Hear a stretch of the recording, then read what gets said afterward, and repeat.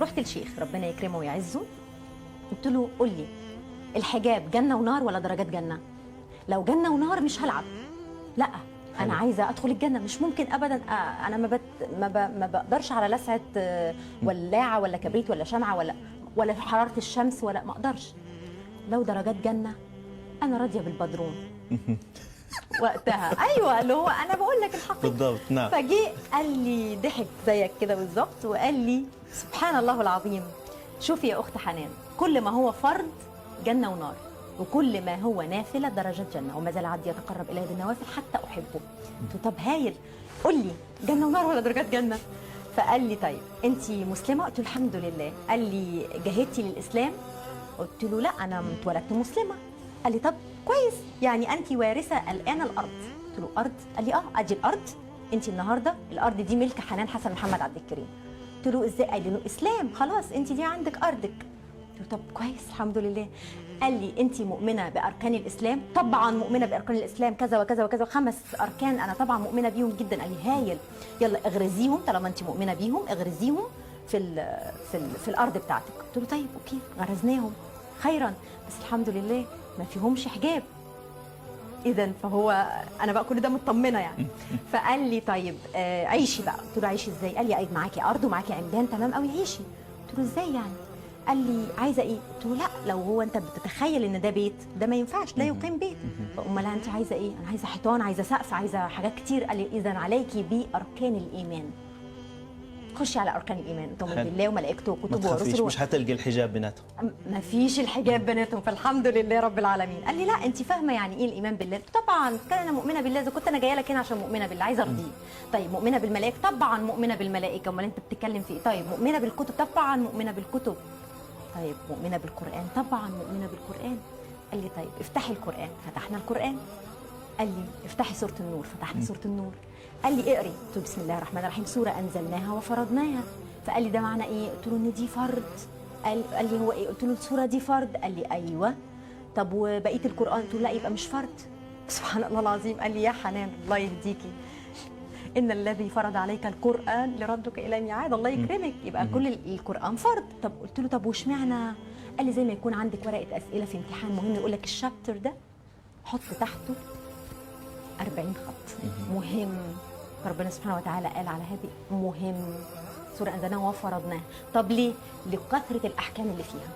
زي ما بيقول ايه دي الايه الكبسوله، بمعنى ان انت مثلا عندك كتالوج وعندك هاو يعني زي ان انت تفتح وتقفل بالظبط بالظبط. فهو ده الصوره دي كده. فقلت له طيب ماشي، برضو ما فهمتش يعني الحجاب فين فيها. قال لي افتحي. جاب لي الصوره بما معنى الايه، وجاب لي الكلمه اللي خاصه بالحجاب، وليضربن بخمارهن على جيوبهن. قلت له ما هي دي. طب انا ما اناش عرفني بقى ان الخمار ده هو الحجاب، معلش يعني هو ربنا سبحانه وتعالى قادر على انه يقول حجاب، وقادر ان هو يقول غطوا شعركم.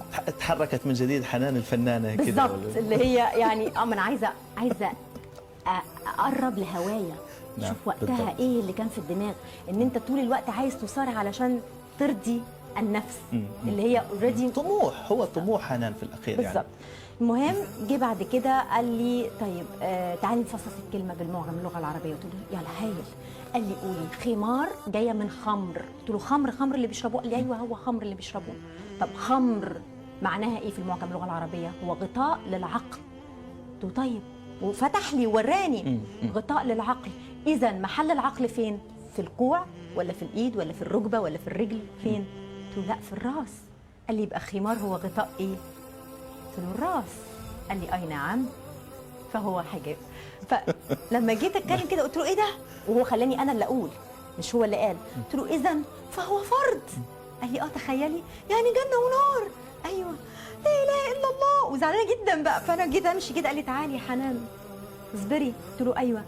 قال لي انت الاول كنت متشككه. قلت له بصراحه متشككه كنت، وما كانش معاكي الحقيقه. لا ما كانش معايا الحقيقه. قال لي لك الحساب عند الله، والان لك حساب آخر.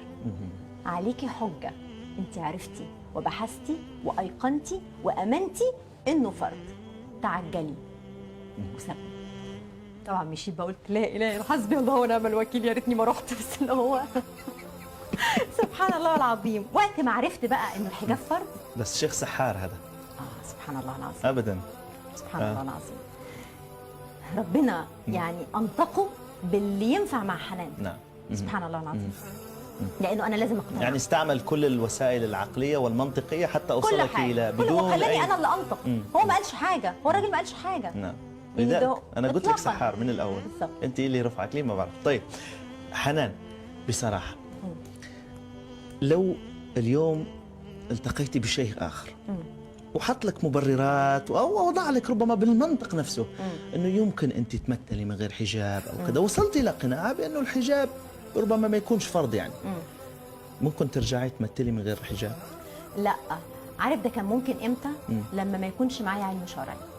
السنه ونص اللي انا توقفت فيهم دول بحثت، قلت انا عايزه اعرف ديني. جميل. انا عابده لله ولكني لست بمؤمنه حقيقيه لله سبحانه وتعالى، لاني لا اعلم. ازاي هتؤمن بحاجه انت ما تعرفهاش؟ ازاي؟ فدرست على سبيل النجاه وليس على سبيل الدعاء، عشان بس نبقى حاطين.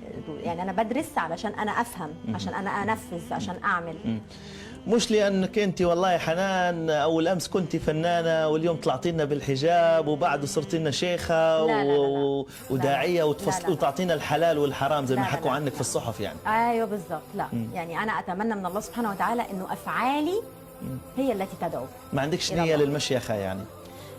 اتمنى في حد يعني معلش دلهم برضو مقام عند الله. ما هو انا اصل اللي عايش طول عمره طب في الدنيا لا يقبل الا الطب عند الله.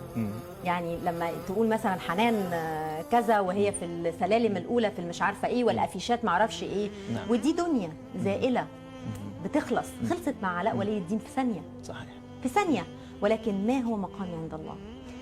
اتمنى من الله سبحانه وتعالى. طموحك الان بالذات؟ طموحي الان ان انا لانك مشكلتك انت ما تقعديش من غير طموح، لابد يصير عندك طموح. طبعا. طيب طموحك لما كنت فنانه كنا معروفين. الان ما هو الآن. طموحك حنان؟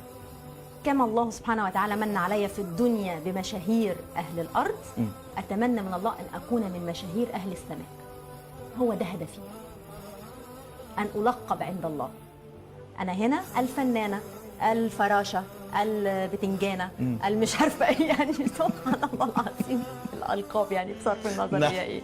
إنما عند الله سبحانه وتعالى الصادقة، القائمة، الصائمة، المتقية، المحسنة. يا رب. بس ما فيش شهرة، ما فيش يعني الحاجات الحلوة اللي كانت تضغطك حنان هذه، انه تطلع هنا وتشوف هنا ويشوفوها الناس ويقولوا الله هذه حنان هذا من فضل ربي.